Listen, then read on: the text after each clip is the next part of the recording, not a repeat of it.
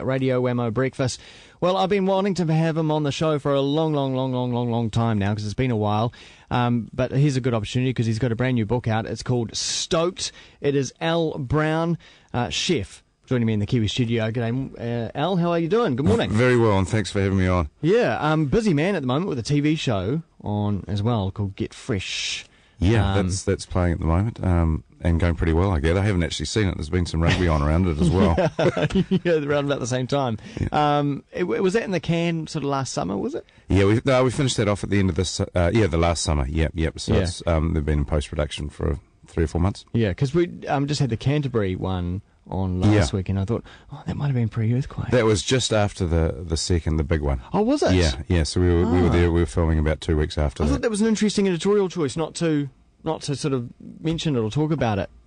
Well, it was kind of interesting, being that, we didn't know how to really play it. People were talking about, are you going to come? And of course, we wanted to do it because people have still got to eat and people are still growing things, and we wanted some sort of normality in it. But we didn't know how it was going to play or at what stage or anything like that. Because you went to the Dean's house in Rickenham Bush, but wasn't that totally, as they say down there, munted? It was slightly munted. It wasn't totally munted. There was lots of cracks everywhere and bits and pieces, but it was still, it survived very, very, very well, I think. Well done for making the place look like $1 million.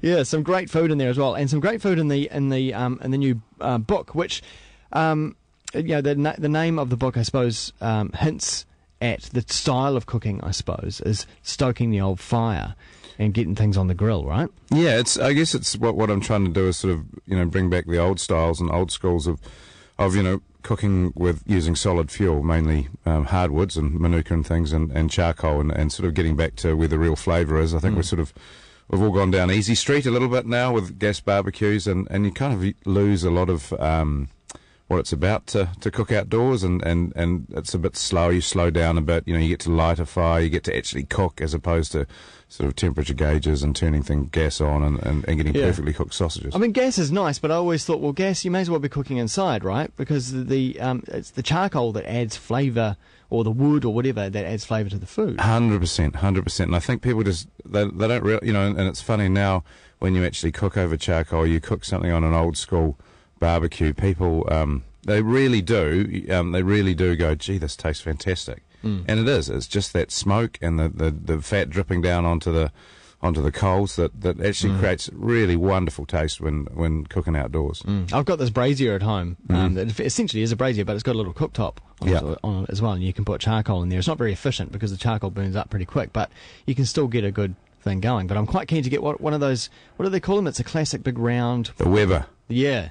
The Weber, they're a worldwide phenomenon, really. But, are they the boss?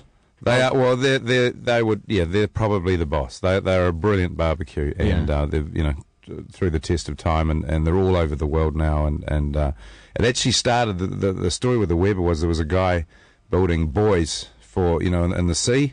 Those round buoys, and I think, they were wanting to have a grill session, so they cut one in half and put something on it, and the Weber was born. So, as you do. Yeah. Well, that's a good point, though, that you can kind of make a makeshift sort of fire barbecue out of all kinds of stuff. And that's what Stoke's about as well. It's really celebrating that Kiwi ingenuity, and cooking outdoors can be as simple as a piece of corrugated iron on the beach with some fire underneath it.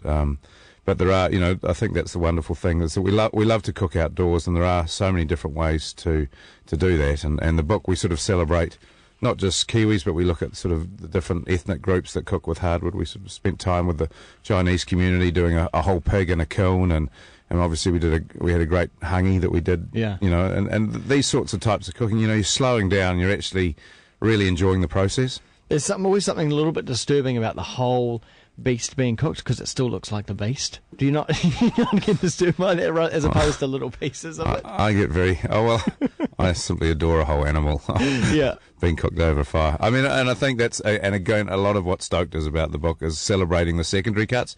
It's pretty expensive eating out there now when with racks of lamb and fillets of beef and that sort of thing.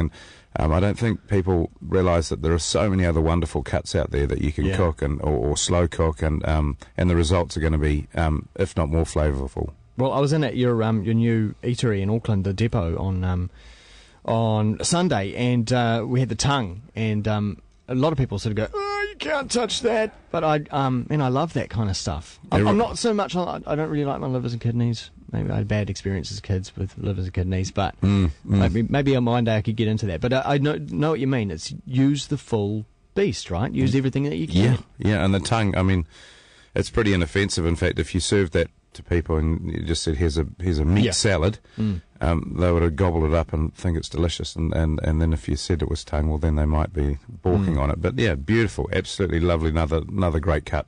So I see a sort of a trend going on here now, because I haven't been to your restaurant in Wellington, but is the depot kind of the same sort of vibe? It's a little bit rustic, you know, the service is top notch, the food is top notch, but the environment is a little bit more relaxed? Yeah, totally that. Wammo, the Logan Brown's was fine dining. We started that in '96, so it was a long time ago, and I guess I wanted to have a crack at that, and we did that and did it pretty well. And then I've sort of been a silent partner at Logan Brown for the last 4 years. And I guess Depot now is sort of representing where I am with my food, and it's a lot more casual. I guess food to me is just the vehicle for fun. I mean, it's got to taste great, but it's more about, you know, instead of fine dining, it's fun dining, and you walk in Depot and leave the formalities at the door. We serve wine out of tumblers and out of the tap, and you know, and it's been embraced really, really well. So is that same ethos here in the book, where you don't have to be so precious with you measuring out your ingredients and getting everything tidy. It's just sort of bish bash bosh.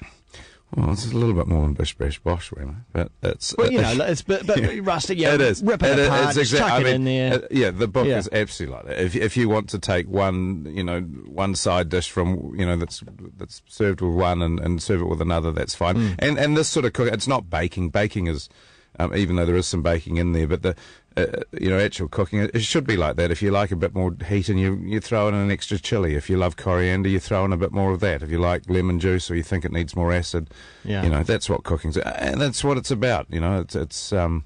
It's about tasting as you go and cooking to your taste. Now, a lot of these recipes, do they necessarily have to be done over a fire or a barbecue? Can they be done at home in the oven? Well, it's a good thing about the book is that every recipe has got a sort of a key with it, and it says, well, you can do this over charcoal or hardwood, you can do it in the oven, or you can do it over gas barbecue as well. So I'm not poo-pooing that sort of thing. There'll always be room for the gas barbecue. People come around, the sun comes out, you want to have a quick impromptu session outside, it's pretty easy to switch on the gas. But,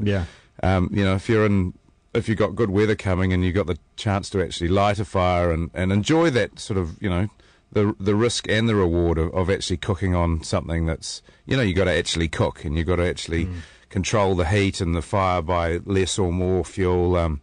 And I think it's just so much more rewarding than standing there with a beer in your hand, flipping sausages on a plate. Yeah. Requires a little bit more concentration. You've also got a small section on smoking in here as well, and I've got one of these little tin smokers myself. Yeah. Sometimes I just go buy a piece of fish, not necessarily catch it, but go buy a piece of fish and chuck it in the smoker. But I notice you've got some tomatoes in there.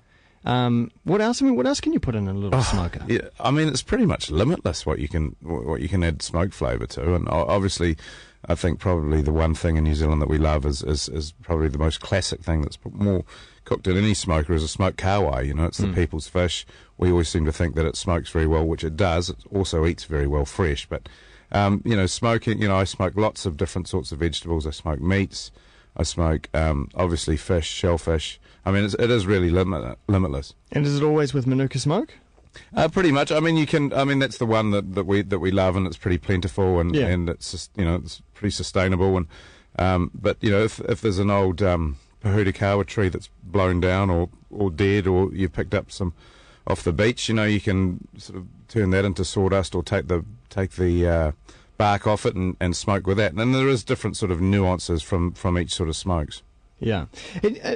You realise you are part of the chain of getting people to eat fresh and eat better, don't you? Like you're providing these recipes for people, but it also needs the infrastructure behind it, doesn't it? It needs the markets, it needs people, producers selling direct to consumers, less of the big supermarket chain stuff going on as well. Oh, absolutely. And I think it's just one. I think at the last count there's about 70 or 80 farmers markets now in New Zealand, and this is a great trend that I certainly champion, and the opportunity not to go to a market once a week and buy fresh and buy what's in season and actually connect with the people that are growing or producing the products is priceless, and if it can become routine to Kiwis, to New Zealanders, I think it's a great thing to do, is to go to a market. The kids love it. They start to learn about where food comes from. Orange juice doesn't come from the fridge; it comes from oranges. And there's nothing better, of course, than free food.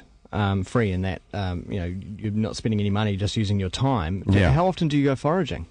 Oh, as often as I can. I mean, and that can be as simple as, I put a lot of things under the word foraging, I guess. I mean, I take my daughters down to the wharf and we catch little yellow-eyed herrings and bring them home and cook them, and that's very, very simple, and everyone in New Zealand can pretty much do that.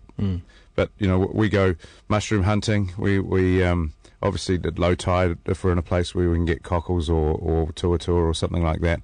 Watercress. I mean, we live in this incredible country, and there is so much out there to eat that's free. There was a guy that I filmed with, a guy called Bordy Haiteana from Pipariki, and he, I asked him, how often do you eat wild food or wild game, and he looked at me as if I was from another planet. That's all they eat. They eat deer, they eat pig, they eat eel, they eat trout, they eat watercress. I mean, when you think about it, there's just so many free things out there. But if you're going around looking for food all the time, there's no time to work or earn money or do anything else, is there? Oh, it's a balance. It's a balance for sure. But, I mean, I think there's something wonderful about getting out there and looking for something. I've always, besides looking for my wallet and keys, which I don't particularly enjoy, I actually really enjoy the anticipation of foraging and looking for that perfect mushroom or finding that perfect tuatua, and something that gets the kids off the couches as well and gets them connected to the food. So you're living in Auckland now? No, I'm in Lower Bay in Wellington, but I'm up here a lot at the moment. Yeah, I bet. Depot's been open. You're always down at the depot, is what I hear. Yeah, I'm here a lot. We've only been open 7 weeks, so it's important that I'm up here and supporting the staff. And it takes a while to not just to build, but to get actually exactly how you want it with the right systems, etc. Yeah. Well, excellent. I recommend everyone go pick up the new book Stoked, and check out Depot if you're in Auckland as well. And the TV show, it's still got a few episodes to run. Get Fresh, I think it's we might be halfway there actually. So there's 10 in the series. So there's there's another 5 or so to go. Awesome. Nice, really nice to have you in the studio, Al Brown. Thank you very much.